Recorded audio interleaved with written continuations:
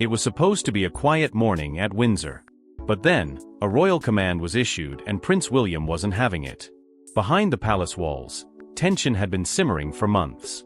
King Charles, still adjusting to his reign while juggling health concerns and the fragile balance of public perception, had become increasingly sensitive to any move that hinted at deviation.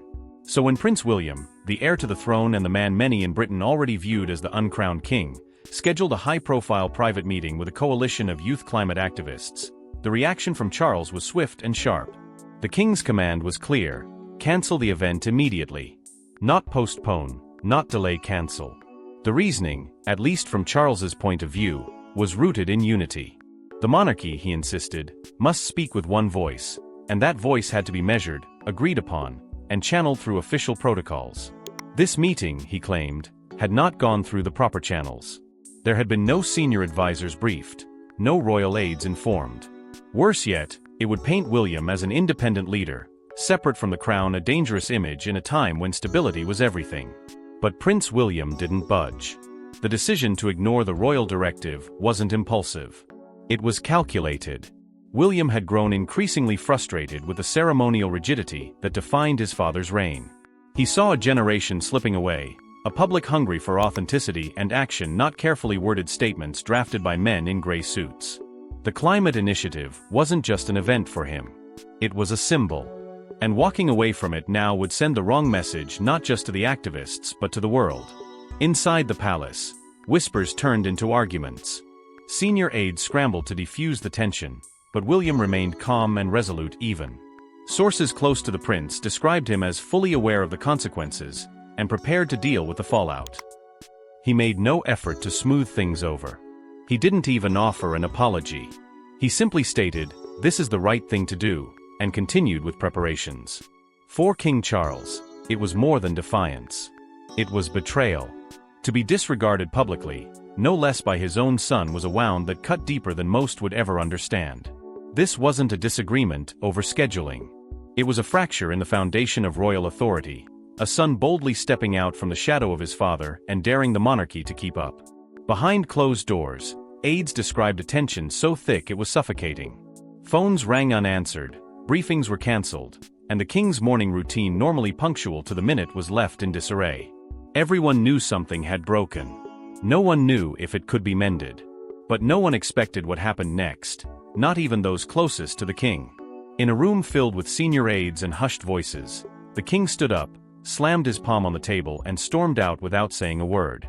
It was Clarence's house, but the tension inside could have shattered glass. King Charles, visibly strained, sat at the head of the long mahogany table, his eyes locked on William.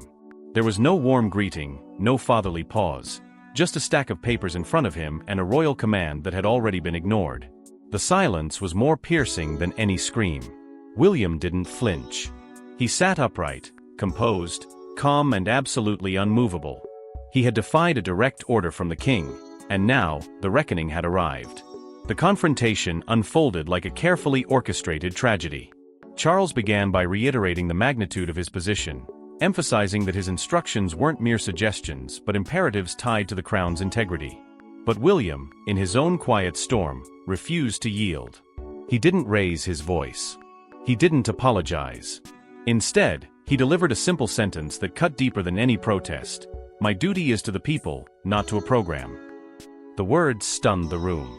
Camilla, seated just 2 chairs down from Charles, instinctively moved to speak, to diffuse the rising heat with her usual grace. But before she could finish her sentence, Charles turned to her sharply, his eyes narrowing not in anger at her, but in a desperate attempt to regain control of the moment. The queen consort fell silent, retreating into her chair, watching helplessly as the 2 most powerful men in the monarchy drew a line in the sand. Then came the moment no one expected. Charles's hand, trembling slightly, reached for the folder in front of him, the very same folder that contained schedules, talking points, and carefully planned strategy documents meant to guide the royal family through its next quarter. Without a word, he lifted it and slammed it shut, the sound cracking across the room like a thunderclap. He rose, pushing the heavy chair back so forcefully it scraped the floor. No announcement. No warning. No closure. The king stormed out, his footsteps echoing down the corridor like a march of war. One aide later described the moment as violent in silence. No one shouted. No one cried. But the emotional violence, betrayal, disappointment, and defiance hung in the air so thick it left everyone breathless. A royal rupture, once whispered behind velvet curtains, had finally burst into the open. And with that exit, something deeper shifted. For the first time since Queen Elizabeth's passing, the monarchy's core was visibly fractured. The image of unity that had barely held since the Queen's funeral had now collapsed under the weight of generational conflict and unspoken resentment. But what drove this confrontation wasn't just a single event, it was years in the making. This wasn't William's first rebellion. But this time, it hit deeper because it wasn't about politics. It was personal.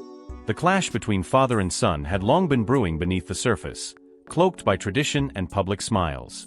For more than a year, William had been steadily carving out his own path. Independent speeches, unannounced charitable initiatives, private travel engagements kept even from his father's knowledge. He was acting less like a prince in waiting and more like a monarch in motion. To the public, it looked like evolution. But to Charles, it felt like erosion, a slow disintegration of the very structure he had spent his life preparing to inherit, and now to protect. Charles had warned him. Not once. Not twice. But several times behind closed doors, sometimes with stern disapproval, other times with quiet pleading. "You're fracturing the monarchy's image," he told William, warning that such independence could backfire, not just on him, but on the institution itself. William listened, but he didn't agree. In fact, he never saw himself as fracturing anything. He believed he was saving it. To the younger generation, William had become the face of the monarchy they could believe in. But within palace walls, his growing influence sent ripples of anxiety across Charles's inner circle. The king's aides began raising concerns, not just about protocol, but about power. Whispers of secret meetings with Commonwealth leaders, discussions that excluded the king, were taken as a direct affront. Some said William was positioning himself as a diplomatic force independent of the crown. Others feared he was laying the foundation for a more radical monarchy, one that would sidestep Charles altogether in influence, if not in title. For William's team, the criticism was predictable and outdated. They saw Charles as a man still anchored in royal theatrics, while the world demanded substance. The divide wasn't just philosophical. It was generational. William was speaking the language of the future, and Charles, despite his deep desire to remain relevant, often sounded like a monarch from another time. But what made this defiance different wasn't the strategy. It was the sting of betrayal. This wasn't a rebel prince acting against a faceless monarchy. This was a son, trusted to uphold his father's vision, deliberately choosing another road. And this time, he didn't walk quietly. He made sure the world heard his steps. Charles, blindsided by the growing momentum, was left with more than bruised pride. He felt humiliated. And worse, outmaneuvered. The idea that his own son, his own flesh and blood, could sidestep him, even emotionally, shattered something deep within the king. The foundation of trust had cracked, and the walls were beginning to shake. But behind every royal rupture, there's always another force pulling the strings, and this time, it wasn't William alone. She didn't say a word during the confrontation, but her silence spoke volumes. As the storm between Charles and William unfolded in Clarence House, Catherine remained seated, poised, composed, and unreadable. Not once did she interject. But those who understand the rhythm of royal life knew, her silence wasn't surrender. It was a strategy. Because while the confrontation might have exploded in that single moment, the quiet influence of Catherine had been shaping this rupture for months. Behind the palace gates, Catherine had become William's closest advisor, more than a wife, more than a consort. She was a strategist. And those close to the couple say she was instrumental in urging William to think beyond the immediate clash and toward the long game. She had watched Charles cling to formality, ceremony, and decades-old routines. And she knew better than anyone that this generation wouldn't wait for the monarchy to evolve. They would move on without it. Reform wasn't a risk, it was a necessity. Sources say it was Catherine who encouraged William to keep the climate summit meeting on his schedule. Not because it was rebellious, but because it was right. "Don't fear disapproval," she allegedly told him. "Fear irrelevance." Her words weren't meant to spark defiance, but to anchor conviction. She didn't want William to tear down the crown. She wanted him to rebuild it stronger, more connected, and finally ready to lead. But this quiet rise in influence didn't sit well with everyone. Queen Camilla, once the strongest female presence beside the king, began to feel her hold slip. Catherine wasn't loud, but her decisions echoed. A shift in household appointments, a sudden uptick in solo engagements, invitations to closed-door policy briefings. Catherine was moving with deliberate confidence, and the palace noticed. Staff whispered about 2 queens in waiting, each shaping the future from a different throne. Charles, too, felt the shift. He had always respected Catherine for her grace, her discretion, her ability to manage pressure without scandal. But now, he began to see something else, an emerging force he could no longer control. Her advice to William, once considered harmless, had started to carry weight. She was no longer an accessory to the heir. She was part of the engine powering his direction. And Charles didn't like what that meant. Insiders say the king referred to her guidance as unwelcome interference, though never publicly. He couldn't afford to alienate the future queen, but the resentment simmered quietly. The deeper truth was simple: Catherine didn't fear Charles. She respected him, honored his legacy, but she had her eyes set on the future. And she wasn't about to let fear dictate progress. This wasn't just William's rebellion. It was a shared vision shaped, sharpened, and supported by Catherine. A partnership rooted not just in love, but in purpose. A silent revolution, orchestrated from within. And as the dust settled, Charles realized the battlefield wasn't just about one event, it was about control of the future. As Charles retreated in fury, it was Queen Camilla who crumbled behind palace doors. The confrontation had shaken everyone, but no one more than Camilla. She had sat through it, all the rising tension, the cold silence, the unbearable weight of a father clashing with his son. And when Charles slammed the door behind him, it wasn't power that echoed, it was heartbreak. Camilla didn't say anything at the moment. But when the palace halls fell quiet, she found herself alone, trembling, overcome by a fear she hadn't felt since the days when she was still fighting to be accepted by the public. Except now, it wasn't the world outside that threatened to reject her, it was the royal family itself, imploding from within. Behind closed doors, Camilla broke down. Her composure, always carefully preserved for the cameras, shattered. Friends close to her say she was inconsolable, whispering again and again that the family was falling apart. That all the work they had done, the careful repair of a monarchy that had teetered on the edge during the Diana years, was unraveling. She was, as one aide put it, tired of playing peacekeeper in a war she never declared. She had tried to intervene. After the outburst, she approached Charles quietly, asking him to make peace, to call William, to find the words that might salvage their fractured bond. But the king, still fuming, refused. His pride had been wounded too deeply, and Camilla's plea only intensified his anger. He saw reconciliation as surrender. Camilla saw it as survival. What hurt her most wasn't just the growing divide between father and son, it was the chilling realization that she was no longer central to the conversation. She had spent years by Charles's side, helping him weather public disdain, building a new narrative of unity and strength. But now, the tide was shifting. The world was rallying behind William and Catherine, embracing them not just as royals but as the future. And Camilla, once at the center of royal transformation, felt herself pushed further and further to the edges. Her relationship with Catherine, once cordial and mutually respectful, had grown cold. There was no open hostility, but behind their carefully rehearsed smiles, the distance had become impossible to ignore. Catherine had influence. Real, growing influence. And Camilla could feel it swallowing her space within the family she had helped rebuild. For the first time in years, Camilla doubted whether she still had a place at the table she once fought so hard to sit at. She had fought the world to stand beside Charles, and now, she was watching that world slip away from both of them. But while Camilla mourned the unity she once helped forge, William was already making his next bold move. He didn't back down. He made it bigger.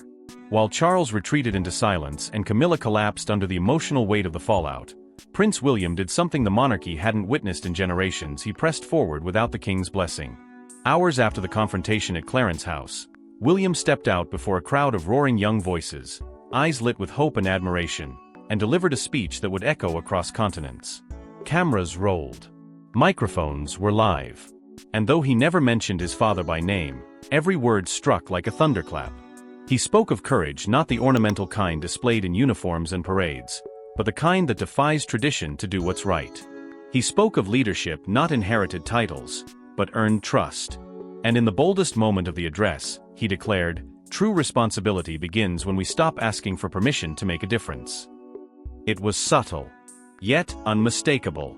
A prince publicly claiming his ground, not as a mere heir, but as a sovereign force in his own right. The crowd erupted into a standing ovation. But the cheers on site were nothing compared to the eruption online. Within minutes, social media was ablaze. #FutureKing began trending globally, with images of William's speech spreading like wildfire. Young voices praised his defiance. Activists applauded his authenticity. Even skeptics of the monarchy admitted they hadn't seen this kind of fire from a royal in decades. Inside the palace, the reaction was pure chaos. Some aides were stunned into silence. Others frantically tried to assess the fallout. One senior advisor was overheard calling it the boldest act of royal independence since Edward VIII, though this time, there was no abdication. There was, instead, a declaration unspoken but clear that the era of cautious obedience was over. Charles's office responded not with clarification, not with damage control, but with one cold, calculated sentence: no comment. It said everything. The king would not validate the move, nor would he attack it. But the absence of support spoke volumes. To those inside the palace walls, it was confirmation that a line had been crossed. To those outside, it was proof that William was stepping out of the shadows and into the storm. This wasn't just a speech. It was a seismic shift. For decades, the British monarchy had operated on unspoken rules, on the preservation of image, and the control of narrative. William shattered all three in under 20 minutes. But now that the world had seen it, there was no taking it back, and Charles knew the damage was done. The monarchy survived scandals, divorces, and Megxit, but nothing has rocked it quite like this. What began as a clash between father and son had now spilled into every corner of royal life, exposing a fracture the public could no longer ignore. Gone were the carefully choreographed family moments. Charles and William, once pillars of unity after Queen Elizabeth's passing, were no longer seen together at official events. Not at ribbon cuttings. Not at military memorials. Not even at family holidays. There were no statements, no confirmations, just empty chairs and rearranged schedules. But silence, in this case, spoke louder than any announcement ever could. Behind palace doors, the atmosphere had grown increasingly hostile. Charles, still reeling from William's bold defiance, began pulling back. Joint appearances were quietly cancelled without explanation. Meetings that once included both men were now being held separately. Insiders whispered that loyalty tests had begun. Staff and advisors suddenly asked to declare which side they stood on. Were they Team King or Team Future King? The questions weren't spoken aloud, but they hung in the air like fog, unavoidable, suffocating. Amid the growing divide, other royals scrambled to restore balance. Princess Anne, ever the pragmatic peacemaker, tried to step in. Her private conversations with Charles turned tense, as she urged him to consider the long-term consequences of isolating William. Prince Edward attempted to bridge the gap as well, reaching out to William in quiet moments, hoping to prevent the full implosion of the House of Windsor. But even their efforts began to feel like bandages on a wound that refused to stop bleeding. The public, too, had begun to choose sides. Older generations, bound by loyalty to tradition and memory of Queen Elizabeth's steadfast reign, leaned toward Charles. To them, the king's authority was not just symbolic, it was sacred. But the younger crowd, fed up with the formalities and empty gestures of old-guard royalty, rallied around William. They saw a man who wasn't afraid to challenge the system from within. A man willing to break the rules for something real. The palace had always relied on unity for survival, but now, it was being torn in half by a generational war playing out in full view. Whispers of drastic measures began to swirl. Charles, reportedly wounded by the growing adoration for his son, was said to be considering a quiet but forceful response. Stripping William of key responsibilities. Reassigning senior patronages. Reshuffling the inner circle to remind everyone who still wore the crown. But even those closest to him weren't sure if it was retribution or desperation. Because every move he made seemed to widen the gap, not close it. The palace had become a battlefield, in slow-motion smiles masking suspicion, gestures cloaked in meaning, and every event watched for signs of tension. The unity that had once been its greatest strength now seemed like an illusion, one shattered by pride, ambition, and betrayal. But before Charles could act, fate delivered another twist, one that neither man saw coming. In a cold candlelit room at Balmoral, Father and son met again, and this time, there were no witnesses. It had been weeks since the rupture shook the royal foundation, and yet no formal move had been made. No public apology. No statement of unity. No quiet reconciliation behind closed doors. But then, without warning, King Charles summoned William to Scotland. A single instruction: come alone. The air was thick with uncertainty as William arrived at Balmoral. No cameras followed. No staff were present. Not even Camilla was in the castle that night. This was a meeting stripped of ceremony, just a father and his heir, locked in a room with years of tension between them. 3 hours passed. The doors stayed shut. No aides were allowed inside. What unfolded in that room remains, to this day, the most closely guarded secret of the new reign. Some within the palace claimed shouting could be heard sharp, cutting words hurled like stones in the night. Others insisted the silence was the most unnerving part because it was so quiet, you could hear the wood creak under the weight of history. No one could confirm which version was true. But everyone agreed, something changed in that room. The morning after, King Charles was scheduled to deliver a speech and an address to commemorate a major state initiative. It was expected to be more than ceremonial. There had been rumors it would include a formal reshuffling of royal duties, possibly even a veiled response to William's rebellion. But the speech was delayed, then cancelled. No reason given. Just an update from the palace that the king would not be making any remarks at this time. When William left Balmoral, he did so alone. No motorcade. No smiling departure for the press. His face was unreadable, his presence subdued. He returned to London without a word, walking back into a royal household frozen in uncertainty. And yet, something hung in the air, a sense that decisions had been made, even if they weren't ready to be spoken. Sources quietly confirmed that a key announcement, one Charles had been preparing for weeks, had been postponed indefinitely. Whether that announcement was meant to strip William of powers, restore control to the crown, or offer an olive branch, no one could say for sure. But its absence spoke louder than any decree. The king had chosen to wait. Or perhaps, he had lost the will to push forward. The confrontation at Balmoral wasn't just about resolving a disagreement. It was about reckoning with the reality that the monarchy could no longer move forward on legacy alone. A new force had emerged strong, defiant, unshaken. And whether Charles was ready or not, William was no longer waiting for permission to lead. And so the palace waits. The people wait. And the crown hangs in limbo. Thanks for watching, and we will see you in the next one.